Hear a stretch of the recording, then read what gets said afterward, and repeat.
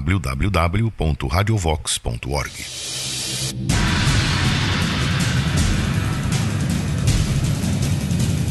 Nova Ordem Mundial, com Alexandre Costa.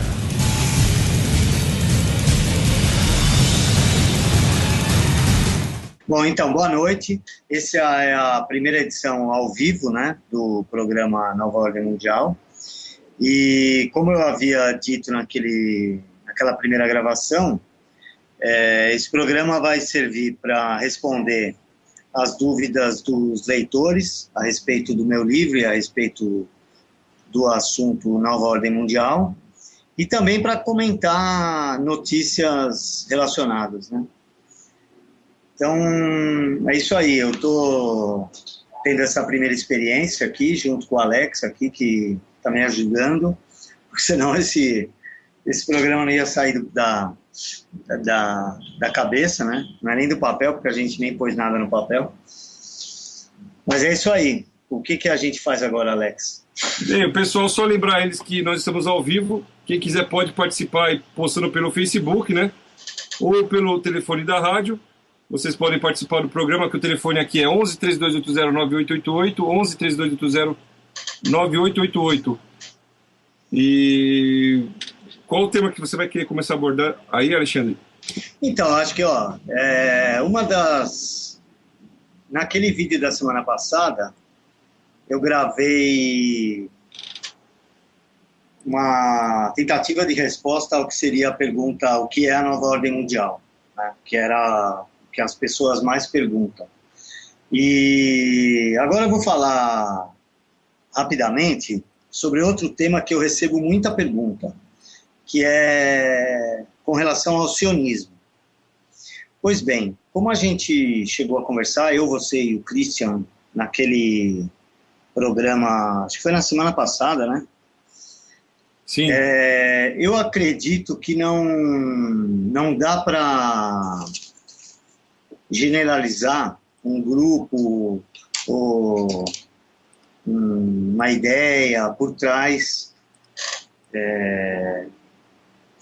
dos planos da Nova Ordem Mundial, porque eu acho que é simplificar demais a questão, achar que são só judeus ou só sionistas. Eu acho que existe isso lá dentro, mas não é isso que os une, não é isso que faz deles um grupo. Eu acho que as relações são outras, sim, apesar de ter também isso, mas tem também de outras religiões, de outros grupos étnicos. Não é isso que os une, né? Esse fator não é fundamental, eu acredito, né? Foi aquilo que a gente conversou. Então, acho que esse assunto, assim, toda vez eu respondo a mesma coisa, né? Então, eu recebi mais umas 10 perguntas de ontem para hoje perguntando sobre isso. E o que eu acho é isso, né? Algumas dessas pessoas têm atitudes exatamente contrárias aos interesses judaicos, né? Então, não dá para simplificar dessa forma. Essa é a minha compreensão. Sim. Tá, um outro tema, eu recebi aqui uma pergunta do leitor Vinci Felice. Foi o último a mandar, mas acho que é a que está mais estruturada, assim. Mas recebi várias sobre a mesma questão, né? Sobre o islamismo, do ponto de vista de ser uma ferramenta para os globalistas, né? Ele põe ainda aqui, estudo a Nova Ordem Mundial há um bom tempo, me dedico mais aos aspectos teológicos, né? Aí ele falou, estou lendo o seu livro, achei interessante a colocação em relação à Nova Ordem Mundial e suas estratégias, movimento comunista, islamismo e globalistas. Sim. Ele pôs aqui, né? Alô? Tá me ouvindo? Sim, entrou um ouvinte agora. Mas então vai. Ele pode esperar um pouquinho. Você quer fazer a pergunta primeiro? Não, pode ir, manda bala, depois eu volto. Então, boa noite. Quem fala de onde? Boa noite, meu nome é Luiz, eu falo de Resende, estado do Rio de Janeiro. Tudo certo, Oi, Luiz? Boa noite. Sim, boa noite. Eu quero perguntar se existe alguma maneira de vencer os Illuminati. Olha, eu acho que a primeira coisa é tomar consciência do que está acontecendo, né? Sem isso, não tem como fazer nenhuma outra coisa. Então, eu acho que eu me encaixo naqueles que estão tentando divulgar aquilo que entendeu, né? Que eu acho que só o fato de entender todo o processo já demanda tempo e dedicação. Não é algo simples, o que viria a ser os Illuminati. Eu estou tomando aí o nome Illuminati como um símbolo de todos esses fenômenos da nova ordem mundial, tá? Não especificamente dessa sociedade, né? É que acho que esse termo se tornou meio genérico, né? Mas eu acho assim, o primeiro passo, se a gente quer vencer ou se a gente quer resistir, é entender, né? Antes disso, e como eu acho que a gente ainda não entendeu direito, eu digo a sociedade, a maioria das pessoas ainda não entendeu, e nem eu mesmo entendi completamente o que vem a ser tudo isso, e como tudo isso funciona. Então eu acho que depois a gente pensa em como combater. Vamos primeiro entender, né? Essa é a minha visão. Sim. Alô? Alô? Quero fazer mais uma pergunta. Posso? Pode fazer. Sobre essas novas regras que estão colocando para a sociedade, maneira de escravizar a sociedade, controlar a sociedade. Por exemplo, assim, eles estão querendo controlar a nossa liberdade de expressão, botar regras na internet. Nesse sentido de, por exemplo, tem alguma maneira de forçar os governos a fazer a vontade do povo, ao invés de fazer a vontade desses líderes mundiais? Entendi. Bom, olha, eu acredito que a primeira questão aí é tirar o poder dos governos, sejam eles quais forem, né? Porque sem o poder governamental tão gigantesco, vai ser muito mais difícil para eles implantarem qualquer plano global. Eles precisam de um governo que se meta na nossa vida. Então, eu acho que a gente tem que perder a mania de pedir ajuda ao governo, sabe? Porque eles se aproveitam muito bem disso. Eles criam um problema ou turbinam esse problema, né? Aí a população reclama e eles vêm com alguma solução que quase sempre a nossa liberdade sai presente ou enfraquecida, né? Sai eliminada ou enfraquecida, né? Então, eu acho que a gente tem que tentar enfraquecer o poder do Estado, fortalecer tudo aquilo que eles combatem. Por exemplo, se os ideais globalistas são combater família, a gente fortalece a família. Se eles são a favor do aborto, a gente faz campanha contra o aborto. Se eles são a favor de instituições globais, nós vamos defender as instituições regionais. E assim por diante. Essa é minha maneira de ver. Uma resistência pode não parecer muito quando isolada, mas quando tem mais gente, isso pode começar a significar mais espaço para a nossa individualidade, né? Para a nossa liberdade. Então, pelo que eu entendi, que você está explicando aí, cada cidadão tem que começar, por exemplo, assim, quando tiver uma ideia de abrir uma loja, ao invés de abrir uma franquia de uma loja famosa, abre a sua própria loja. Mais ou menos sim, assim. vai. Eu não sei se chega a tanto, entendeu? Porque às vezes os franqueadores dessas lojas nem são gente patamar aí de globalista, né? O que eu digo é assim, do ponto de vista...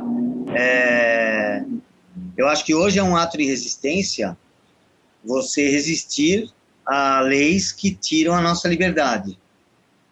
Por exemplo... Igual a lei da vigilância por câmera. Por exemplo, isso é um absurdo, né? Eles vão alegar que é para nossa segurança, como sempre é. Eles sempre têm uma razão para tirar a nossa liberdade. Sempre é assim. Então eles vão falar, olha, para a sua segurança nós vamos colocar uma câmera na sua casa. Então é isso, contra isso que a gente tem que ir resistindo.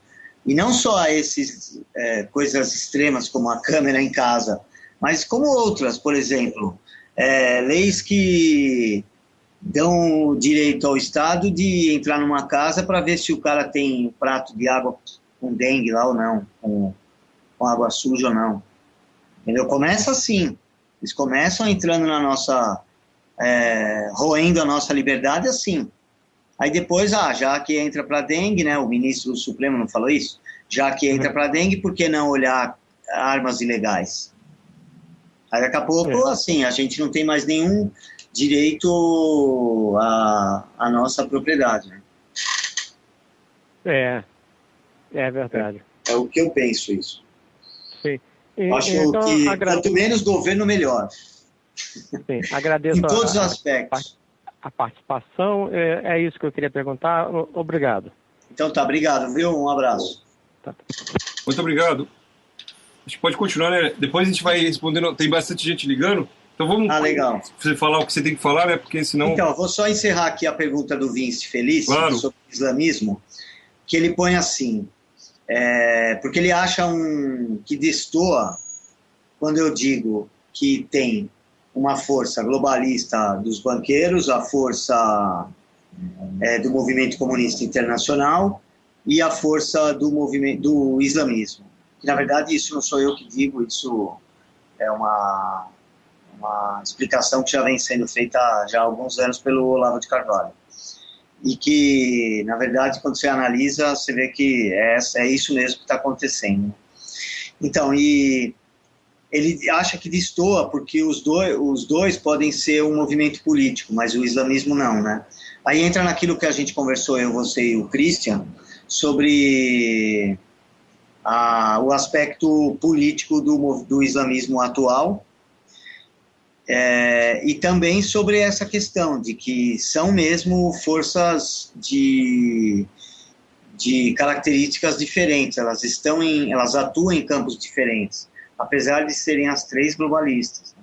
Sim. Totalitárias as três, né? Porque elas avançam elas não são apenas globalistas no sentido econômico, que seria o globalismo e o comunismo,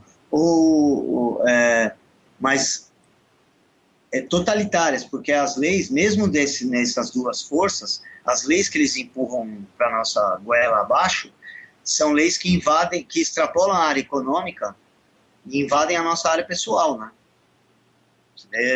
Agora, praticamente todas as nossas condutas são regidas por leis que saem da ONU, né? E você viu, hoje à tarde vocês estavam falando sobre a ONU, né? Exato. Aquilo que vem da ONU, né? Boa coisa não é. Boa coisa não é. Então, terminando aqui o Vince Felício, é isso, Vince. Eu acho que, apesar de elas serem diferentes, elas têm objetivos totalitários até, de certa forma, parecidos. Então, como elas têm como inimigo o Ocidente, um inimigo comum, em alguns momentos elas se unem para atacar o Ocidente. Em outros, elas se atacam entre si. Exato. Então, por isso que é meio confuso. Mas todas elas são inimigos ao Ocidente de moral judaico-cristã. Muito bom. Temos mais uma ligação, Alexandre. Quem fala e de onde? Alô? Alô, pode falar. É do Rio de Janeiro? Oi, tudo bem? Quem fala? Tudo bem. É Rose, eu comprei o livro, mas ainda não li, mas eu gostaria de fazer uma pergunta, se for possível. Claro. Maravilha. Eu faço para você? Pode falar, Rose. Tá, eu quero saber o seguinte, essa nova ordem mundial seria um governo geral do mundo todo, mundial mesmo, ou seria tipo continental? Tipo, na América nós teríamos um governo para combater o quê? Os muçulmanos? Eu não entendo muito essa parte do que ele quer dizer com essa entendeu? Com o termo, né? Tá. Eu fiz um vídeo da semana passada que eu até expliquei um pouco mais ou menos essa terminologia que eu uso. Depois você tenta ver, tá na página do programa, aqui na Rádio Vox, mesmo no site da Rádio Vox, você vai achar lá a gravação. É um vídeo, é um áudio curto, acho que tem 15 minutos, o da semana passada. Mas que dia que você não sabe? É o da semana passada, esse é o segundo episódio. Tá. Então, bom, então. Então, bom. mas eu vou gostaria de saber disso antes de começar o livro, entendeu? Não, legal. Mas assim, pelo que dá para entender, porque isso não é um assunto esgotado, nem eles têm isso tão bem planejado. Eles vão empurrando e conforme vão surgindo as oportunidades, eles vão modificando essa implantação aí desse governo. Seria um governo em camadas. Né? Então, em algumas... por isso que eles incentivam os blocos regionais. Então, e por isso eles incentivam a queda das soberanias nacionais. Com o enfraquecimento das soberanias, vai se sobressair os laços regionais. Então, por exemplo, aconteceu na Europa, o fortalecimento da União Europeia enfraqueceu as soberanias nacionais e nivelou, ficou tudo mais ou menos nivelado, facilita para quem faz negócio, mas também facilita para quem pretende implantar um governo global, porque aí ele começa a implantar leis iguais. Você vê que as nossas leis estão sendo implantadas aqui, principalmente em áreas relacionadas a questões de valores culturais, elas vêm prontas da ONU, elas só são traduzidas. Nosso Congresso não escreve lei, não analisa lei, ele só faz troca de favores para aprovar ou não uma lei que já vem pronta da ONU. Você quer uma coisa que eu fiz um trabalho para um banco brasileiro sobre a unificação, a padronização dos sistemas bancários mundiais. Isso há uns 5 ou 6 anos atrás. E assim, eles já estão preparando até as notas para que todos sejam iguais. E se você reparar, nossas notas estão mudando de tamanho e de formato, exatamente para obedecer um padrão mundial. Então, em tudo está assim. Agora, mas aí, no caso, o mundo muçulmano não entra, né? Eu acho que acaba entrando, né? Da mesma maneira que hoje ele também, de certa forma, sofre a influência do Ocidente hoje. Mas não sei o que vai dar. Porque eu acho que a gente vai ter um choque entre essas duas civilizações ainda. Porque do jeito que se pensa o globalismo materialista aí, dos globalistas ocidentais, que são os banqueiros, as grandes corporações, o que esses caras querem para o mundo, os islâmicos não vão aceitar. Vai chegar uma hora que vai dar um embate. Como por enquanto eles ainda não têm essa necessidade desse choque, eles vão se ajudando, porque o islamismo hoje conta com o dinheiro do movimento globalista internacional, do sistema financeiro internacional. Mas vai chegar um dia que esse dinheiro acho que vai acabar. Certo. Quando deixar de ser interessante para eles. Então, né? Resumindo, você acha assim que não existe assim um foco que seja realmente isso? Eles estão fazendo as coisas e conforme os acontecimentos vão avançando. Porque... Se não tiver resistência, vai indo. Eu acredito que as coisas estão mais avançadas do que nós pensamos, mas menos organizadas do que eles queriam. Entendi. Entendeu? Eu acho que também o negócio está avançado, mas também não está... não é tão simples assim, né? Eles já achavam que isso já ia estar pronto antes do ano 2000. Não está. Tem um monte de coisa dando errado. Porque porque é um plano megalomaníaco. Nunca vai dar certo isso. O problema é quantas pessoas vão morrer até lá, né? Esse é o problema. Quantas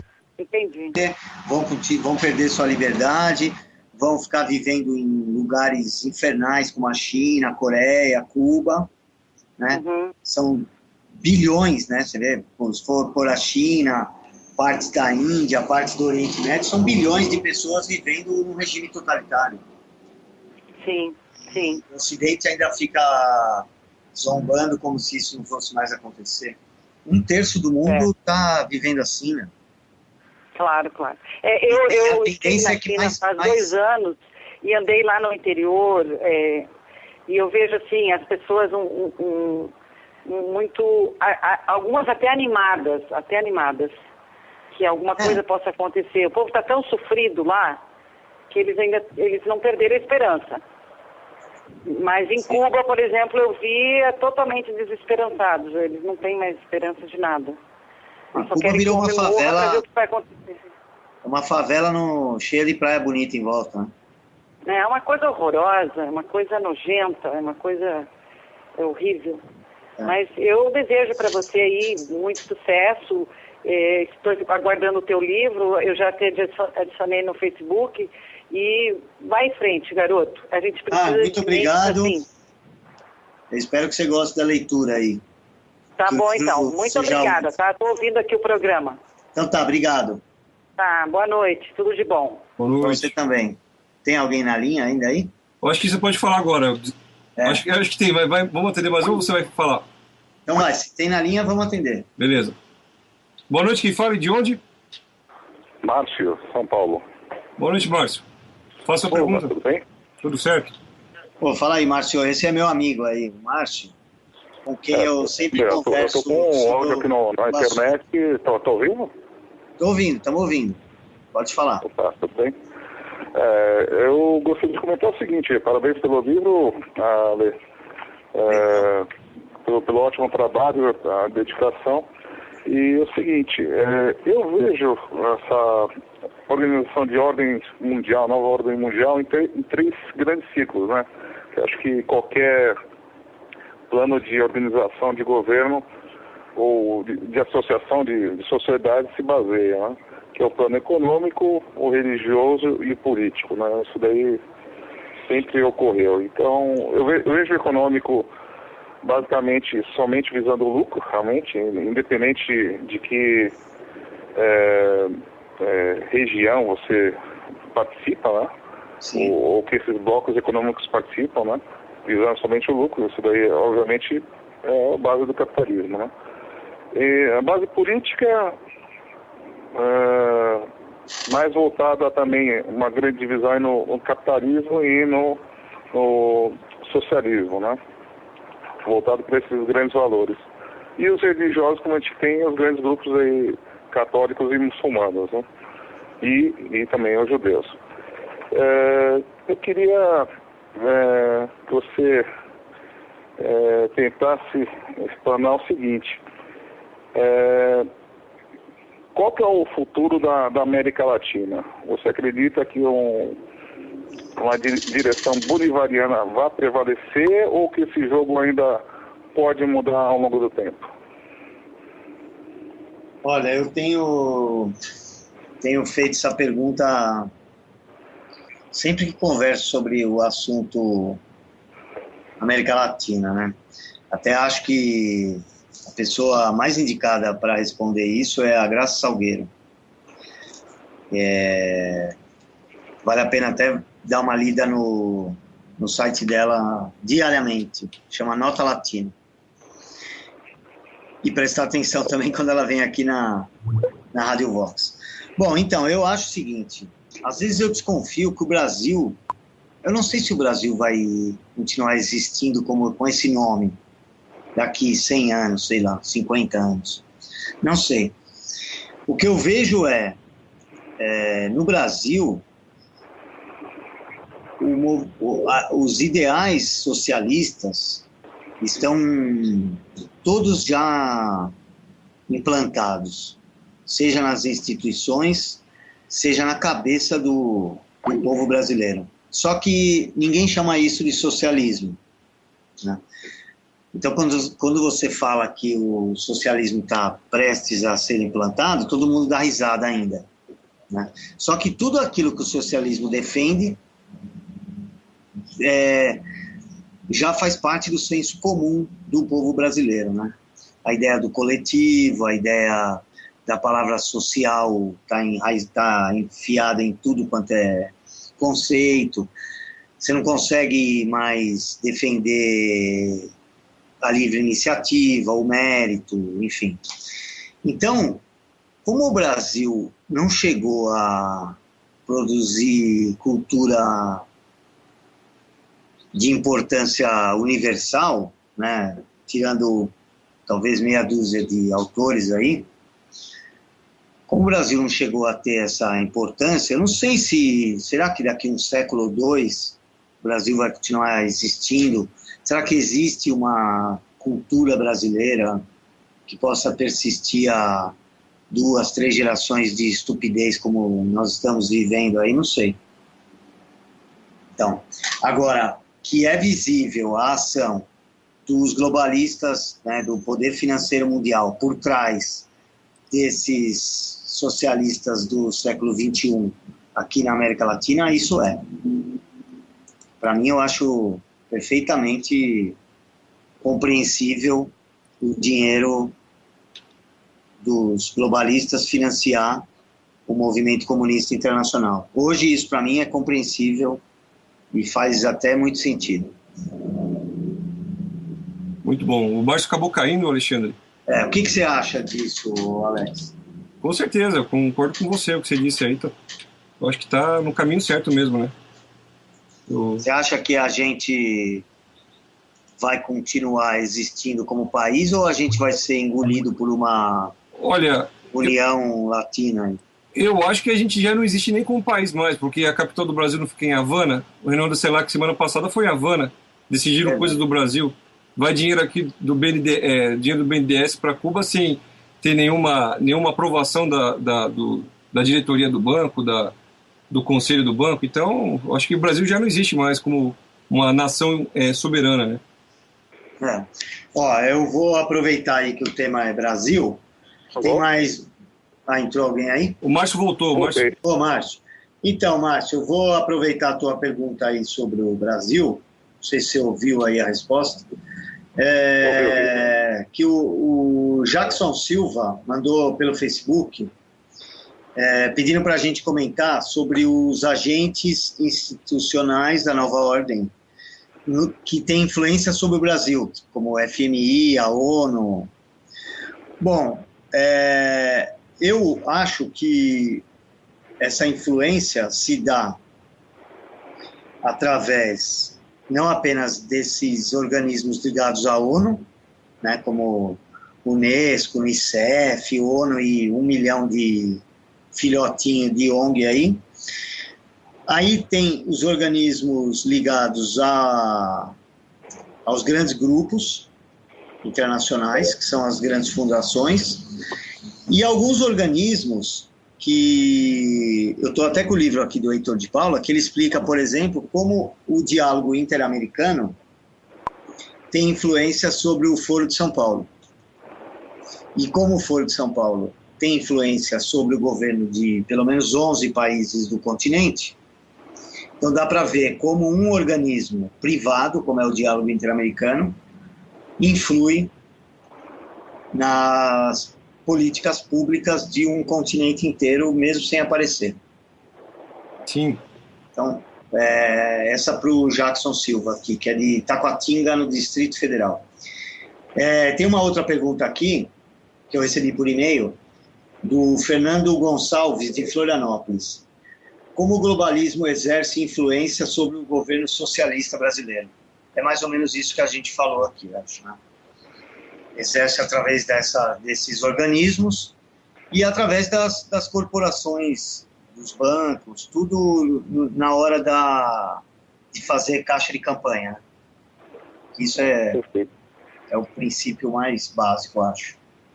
Eu acho que essa visão do que vem de fora para dentro é um pouquinho também, algo um pouquinho forçado também. Eu não acredito que existe um poder assim tão grande nesse momento. Porque eu entendo que a ONU hoje é um grande colegiado em que cada país, com sua cota de votos, gera sua influência e suas ideias, né? Obviamente, qualquer eleição de qualquer país soberano, né, também tem influência externa para uma guinada de rumo tanto para a esquerda quanto direita, né? E eu acho que de qualquer eleição brasileira sempre tem essa influência também, né? Então, tem forças externas aí que apoiam a manutenção ou não de um determinado governo, de acordo com os interesses capitalistas, principalmente, né? E eu vejo que, por exemplo, um organismo como a ONU tem lá o seu Banco Mundial e também tem o FMI. Dentro do FMI não existem seres iluminados que sabem tudo sobre economia e geram regras, né? Sim. Obviamente, tem especialistas que são os bancos.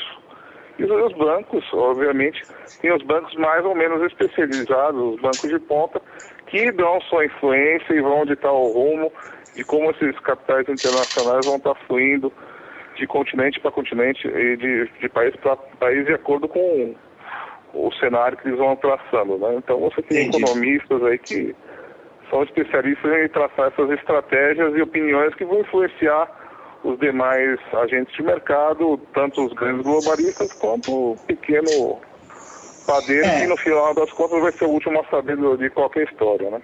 Eu vejo que o negócio é um pouco mais complexo nessa formação desse grande poder, né? Sim, lógico é isso que mesmo. você vai agrupando grandes forças até chegar a isso. Essa é a minha opinião, né? É isso mesmo. Eu acho que existe sempre a tentativa de controlar os acontecimentos, mas nem sempre os acontecimentos acontecem do jeito que eles planejam, né? Do jeito que eles esperam. Então, por isso que isso é mais uma prova de que é um bando de louco, né? Querendo planejar a vida de um planeta inteiro, né? As pessoas não conseguem, a gente não consegue controlar direito nem a nossa vida, né? Quanto mais controlar a vida de todas as pessoas, é só um louco mesmo para pensar isso. Eu recebi aqui uma outra pergunta, eu queria até que o Alex também ajudasse aí. Quais são as instituições brasileiras que estão apoiando a nova ordem mundial? Posso dar uma dica?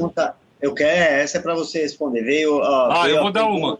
Eu vou dar uma. Da Fernanda Silene, de Curitiba. Legal, Fernanda. Abração para Fernanda. Fernanda, o Banco Itaú acho que apoia, viu, pelo visto, porque o Banco Itaú faz parte lá, o único membro do Brasil que é membro da Comissão Trilateral fundada pela família Rockefeller. Se eu não me engano, eu esqueci o nome dele, acho que é o José Luiz. Setúbal. É o Roberto Setúbal, exatamente. José Luiz é o irmão dele, que é o dono do hospital Sabará. Então, o Roberto Setúbal, Roberto Egídio Setúbal, se eu não me engano o nome dele, ele é o único membro brasileiro na Comissão Trilateral, que é um desses órgãos internacionais metacapitalistas, né, que estão fazendo toda essa política, toda essa manobra para o governo mundial.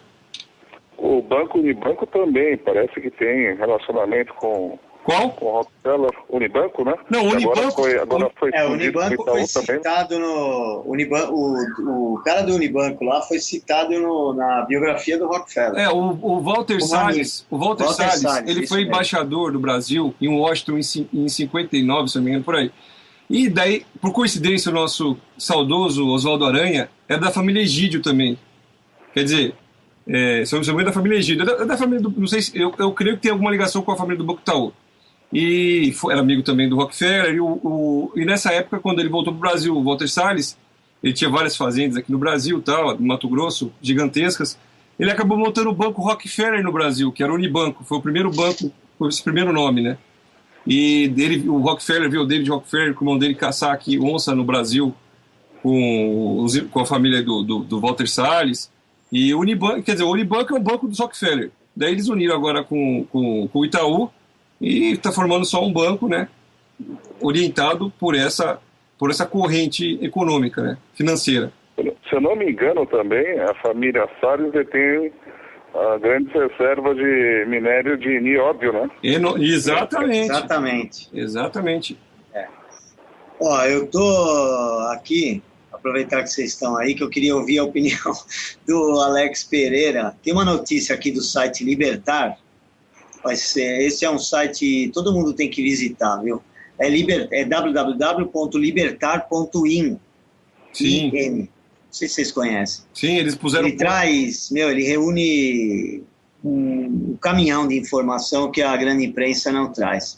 Aí tem aqui uma notícia, na hora que eu li, eu falei, isso aqui eu quero saber a opinião do Alex. Diga. Rio de Janeiro investirá R$1 milhão na construção de macumbódromo. Que beleza, hein? Saravá, meu pai de Hugo. Que beleza. Brasil... sabe como é o nome daquele cara que era ministro do turismo? Tá na foto aqui. Ministro? Aquele que era bicho grilo lá. Ah, o Mink? O Mink, isso mesmo. Tá o Mink aqui na foto. Aqui, o Mink que era terrorista. Da maquete. Ele é paz e amor, ele era terrorista, sequestrava embaixador. Gente fina. Tá aqui, a Secretaria de Estado do Meio Ambiente do Rio de Janeiro vai criar um espaço exclusivo para rituais de Umbanda e Candomblé. É isso aí. Então, essa notícia do site Libertar, na semana que vem, ele vai estar ao vivo aqui com a gente também. Maravilha. E quem mais quer participar aí, vai mandando e-mail aí, vai ligando. Ou vai ficar reservado esse ato aí? Como? Será que a praia vai ficar mais poluída ou menos poluída? Ainda se todo mundo fizesse o despacho aqui agora, né? Ok, pessoal. Parabéns, valeu. Continue com o trabalho e muito sucesso, hein? Valeu, Márcio. Obrigado aí. Abração, Márcio. Obrigado, boa noite. Vai, pessoal. Tchau. Vale lembrar que o Fidel Castro, para quem não sabe, o Fidel Castro é ligado com aquele Paulo Mayombe, né? Que é uma espécie de macumba cubana, da pesada. Eu pensei que que esse cara era ligado com aquele do 666. Não tem nenhuma ligação um com o outro? O Fidel Castro? Porque tem uma foto que eu vi uma vez do uma filha do Fidel com esse cara. Sabe aquele... eu sei, o Jesus Cristo encarnado colombiano, que morreu. Como é? Eu sei, ele morreu agora. Né? Então, ele morreu em 2012, acho, 2011. Não, ele morreu acho que agora, finalzinho do ano passado, cara. 2013, isso, 2013. O colombiano, ele morreu agora.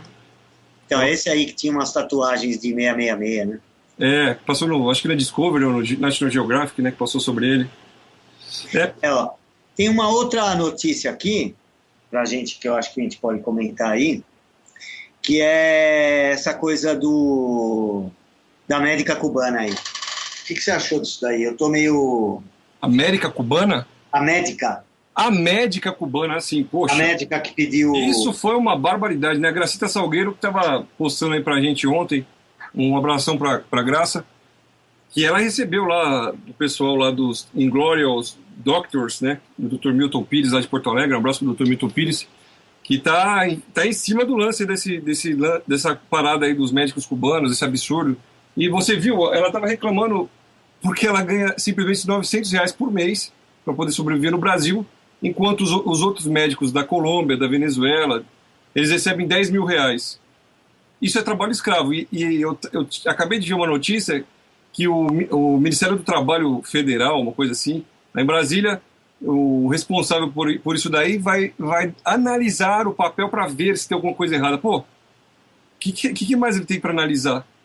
Se um ganha 10 mil e o outro ganha 900, como que ela vai sobreviver no Brasil com R$900 sendo uma médica? Uma vergonha, né? Ela ganha menos que um cobrador de ônibus. E você viu como fizeram, né? No começo, a imprensa criticou um pouco esse programa Mais Médicos. Aí o governo já pegou a manha, né? Exato. Mandou uma campanha publicitária para a TV isso. Que ninguém mais tocou no assunto, né? Não precisou intimidar, não precisou fazer nada, né? Hoje eu cometi um ato assim de loucura, né? Eu fazia acho que uns 10 anos que eu não assistia esse Jornal Nacional e eu fui parar para ver justamente essa notícia. Acabou a notícia no Jornal Nacional, entrou a propaganda toda lá, aveludada lá, a imagem, né? com aquela voz de travesseiro no fundo, propaganda do Mais Médicos. Acabou de dar notícia, propaganda... Quer dizer, a Rede Globo recebeu no jabá dela, né? E o pior é que não é em todo lugar, né? Tem os blogs que são financiados pelas estatais, tem as grandes redes de comunicação, e a gente nunca vai ficar informado de fato. Com certeza. Eu acho que, eu até estou escrevendo sobre isso, ainda vou postar no meu blog. Maravilha. Eu acho que a única maneira de acabar com isso é proibir a propaganda estatal. Alô?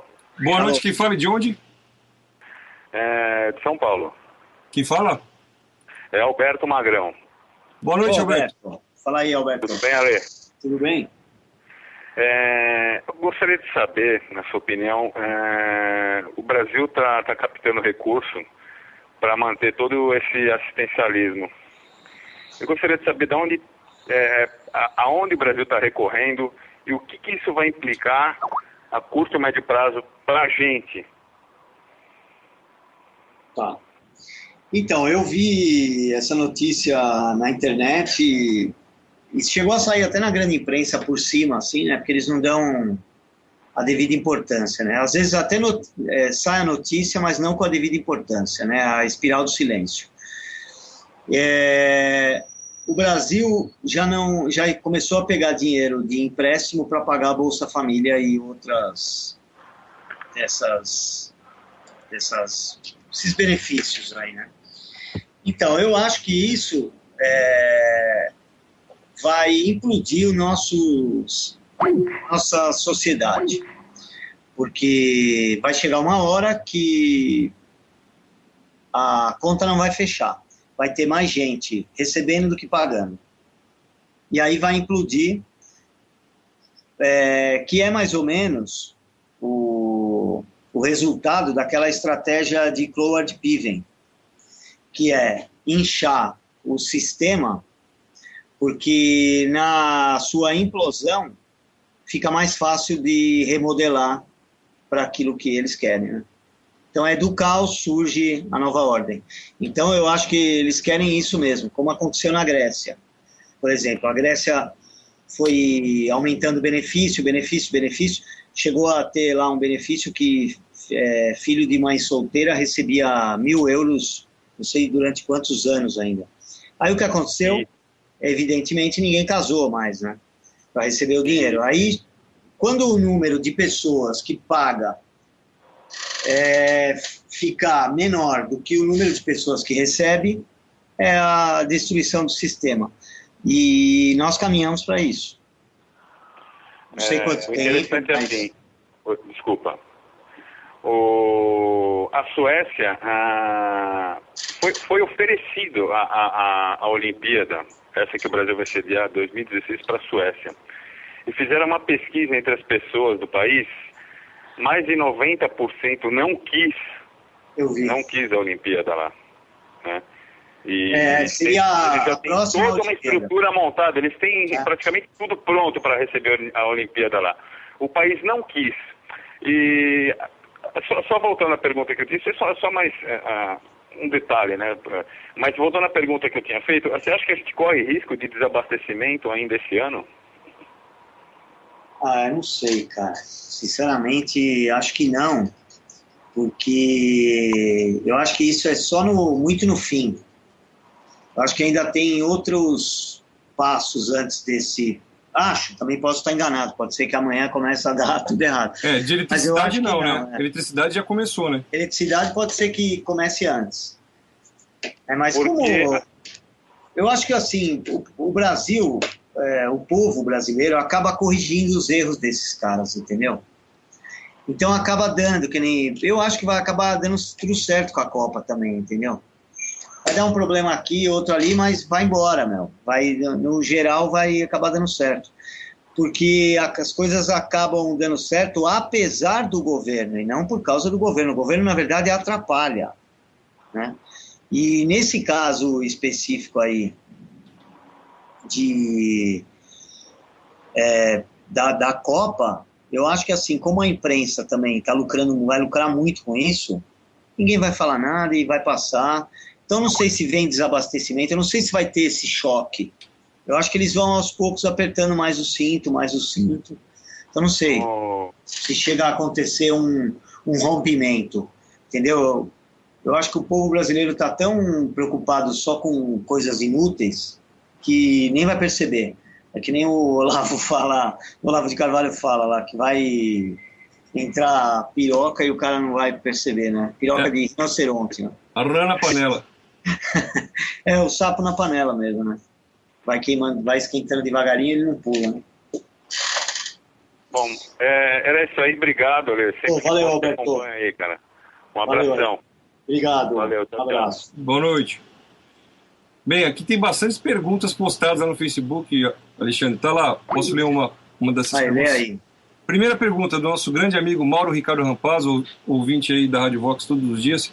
Eu gostaria de saber do Alexandre se ele sabe algo sobre os chemic trails, né? Os rastros químicos, né, que eles chamam em inglês. É que aqui na minha cidade, tanto eu como várias pessoas vemos vários rastros desses, né? Olha, eu escrevi um capítulo curto sobre isso no livro, porque, assim, eles existem, ok? Os rastros estão aí, não são rastros de voos normais. Então, pelo que eu pesquisei, quando eu estava fazendo o livro, as reclamações são sempre as mesmas, né?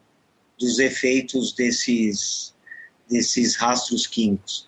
E todas as vezes encontraram os mesmos elementos, que é bário e alumínio. Então eu não sei se isso tem algum objetivo não declarado, se é o que às vezes parece mais óbvio, que tem relação com tentativa de controlar o clima. E também não sei se estão jogando algo, como tinha uma história de que nos anos 40 jogaram sobre uma tribo na África, jogaram um remédio que com o tempo deixava as pessoas inférteis, né? Esterilizava as mulheres e os homens.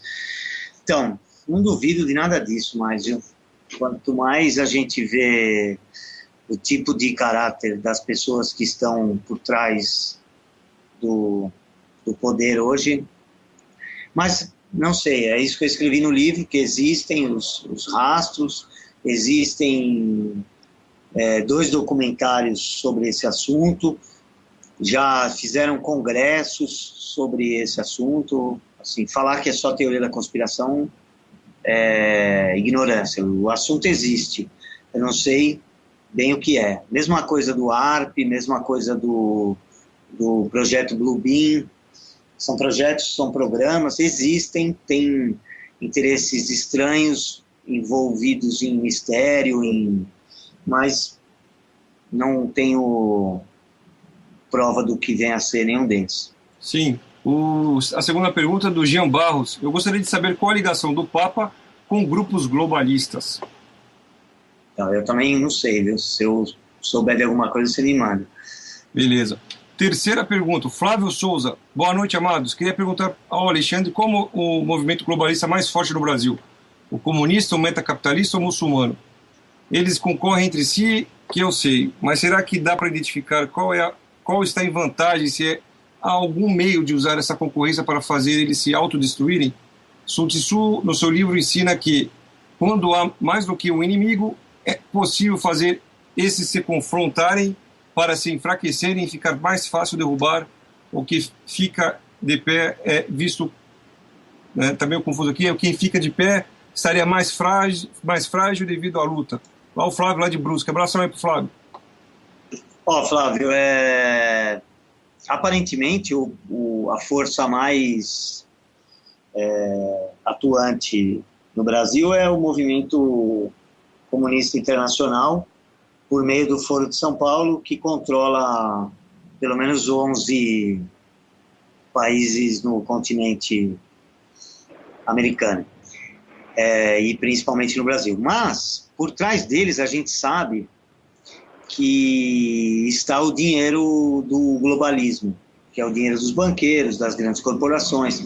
Se você reparar, todos eles estão adorando o governo Lula, Dilma, Fernando Henrique. Você vê que a cada trimestre os bancos batem recordes, os próprios recordes, né, de lucro. E então, para eles está uma maravilha, né? Isso. Então, eu acho que, apesar de estar aparentemente uma força mais em evidência, eu acho que estão as duas. O Islã acho que ainda não tem essa força no Brasil, mas está aumentando. Maravilha. Tá? Vamos lá, já tem mais alguns grupos aqui, né? Não, é que tem uma pessoa na ligação agora. Boa noite, quem fala e de onde? Márcio, estou voltando, achei o papo interessante. Só voltando aí a uma questão aí de um ouvinte aí que perguntou também se achava que o Brasil quebrava ou não. Eu acho que estou de acordo com a lei, né? A gente tem um problema aí de energia, né? Então, a gente investiu em energia hidrelétrica no fio d'água, né? Quer dizer, a gente não tem estoque de energia, não tem reservatório, é o que tiver ali no leito do rio e vão torcer para que chova, né? E também a gente tem a questão da Petrobras, que a gente apostou todas as fichas aí no pré-sal, né? Como uma salvação, né? A gente sabe que a bacia de Campos aí, cada dia que passa, está tirando mais água do que petróleo, né? E eu vejo que a gente está numa situação de extrema dependência aí de energia, né? Quer dizer, acho que a gente vai ter que começar a achar alguma maneira de gerar energia do além, né? Porque a gente incentiva o consumo de veículos particulares, né? E a nossa matriz também exige que a gente importe a gasolina refinada do exterior, né? Quando seria mais ideal que a gente tivesse o óleo diesel, né? Que é o óleo que a gente consegue gerar mais aqui no Brasil, né? Quer dizer, a gente está indo para um lado totalmente errado, né? A gente está ficando extremamente dependente de energia, né? A gente não sabe para onde atira, né? E isso devido a vários anos de erros estratégicos nesse setor, né? A gente tem uma presidente que foi dita ministra das Minas e Energia, né? Hoje a gente tem o ministro Lobão, se não me engano, né? Também é um afiliado político do Sarney, quer dizer, a gente está bem servido nesse ramo, né? Sempre voltado para o lado político, né? Sem estratégia nenhuma. Então, eu acho que se tem um lado globalista que está influenciando esse lado da energia. Alguém vai acabar ganhando dinheiro com muito prejuízo nosso hoje. Não sei o que vocês acham disso. Eu acho que essa questão da energia não tem muita relação com troca do tipo de energia, nada. Eu acho que é só a competência mesmo e os problemas que a gente está tendo de energia, além da incompetência, é usar o dinheiro dessas empresas para coisas partidárias, sabe? Você vai ver, pode ver que essas empresas estão sempre patrocinando música, patrocinando teatro, sim, balé, e aí não investe onde tinha que investir mesmo. Exato, infraestrutura, nada disso, né? Exatamente. Educação, quer pôr todo o dinheiro na educação, se já é um drama agora, imagina daqui com mais dinheiro ainda. Você vê, eu vi outro dia uma empresa que fabrica peça para avião, peça, sim, bem delicada, assim, né? Falou que está trazendo funcionário de fora, porque falou que o pessoal está saindo da faculdade aqui, que sendo analfabeto, né? Que maravilha, hein? E aí ele está trazendo funcionário, montou um lugar, parece que em Limeira, que nem um alojamento assim para funcionário, né? E cheio de brasileiro desempregado. Cheio de brasileiro desempregado, porque ele falou que as pessoas estão saindo. Ele falou que não é o problema da área técnica. Sim. O problema é cultura geral. Formação mesmo geral, né? E isso é uma das coisas que na área de energia exige profissionais altamente qualificados. Gabaritados, né? O deputado Bolsonaro esteve aqui na sexta passada no programa Observatório Latino com a Graça Salgueiro, e ele deixou bem claro que o Brasil está aí numa baixa de emprego, está um desemprego violento, atingiu um nível de 10 anos atrás, agora de empregabilidade, né? Caiu muito e ele diz que o índice que o governo utiliza é se o cara pega a Bolsa Família e tem empregado. Então imagina a situação. Boa noite, quem fala? Temos um amigo ao vivo. De onde fala e quem fala? Alô? Boa noite, pode falar. Opa, aqui quem tá falando é Cássio, tudo bom? Tudo bem, Cássio? De onde você é? Tudo bom. Oi? De onde você fala? Eu falo de Campinas, São Paulo. Maravilha. Então, legal a rádio aí, é uma alternativa aí pra gente tá, né, ouvindo, professor Olavo, só tema bacana, Bolsonaro, a Graça, muito legal. Eu queria até falar de uma bibliografia interessante, tem tudo a ver com o tema. Eu não sei se o Alexandre já consultou, é um livro do Robert, eu não sei como se pronuncia, mas o nome do sujeito é Robert Kagan, ou Kagan, não sei. Chama Os Estados Unidos e a Europa na Nova Ordem Mundial. É da editora, não lembro se é editora Rocco, etc. Mas a teoria que ele explana no livro é bem interessante, porque assim, ele sugere, ele dá uma espécie de sugestão no livro, dizendo que é o seguinte, né, eles dividem em blocos, então eles formam blocos de algum motivo, sei lá, bloco econômico, um bloco político-ideológico, e eles fecham esse bloco, trazem vários países para dentro deles, e depois um dos dois perdem e o perdedor se anexa às regras do vencedor. E aí ele fala da Guerra Fria. Ele fala mais ou menos assim, ele fala, bem ou mal, ele não diz que foi isso, né? Mas ele fala assim, a conclusão que você chega é, bem ou mal, o que a Guerra Fria fez? Ela deixou, o fim da Segunda Guerra deixou a Europa toda fragilizada, né? Sem polícia, vamos dizer assim, sem exércitos fortes para defender, restando a OTAN, né, a implantação da OTAN contra a ameaça comunista e os Estados Unidos como uma polícia da Europa.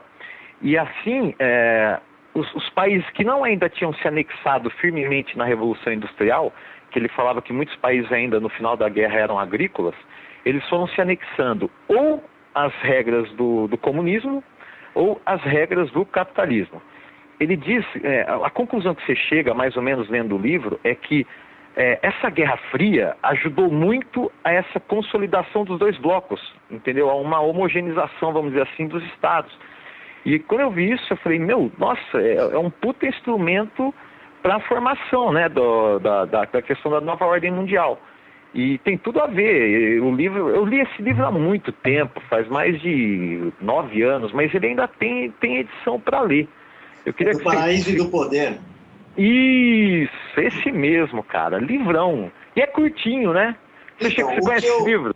Não conhecia. Estou olhando agora aqui na tela, aqui já vi aqui até para comprar. Legal, velho. Não, vale então,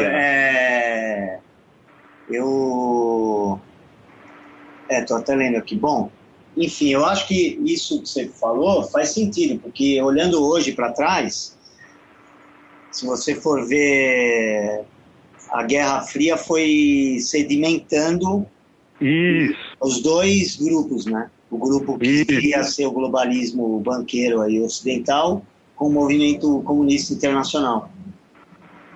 E os dois se aproximaram, porque nunca foi uma briga aberta, né?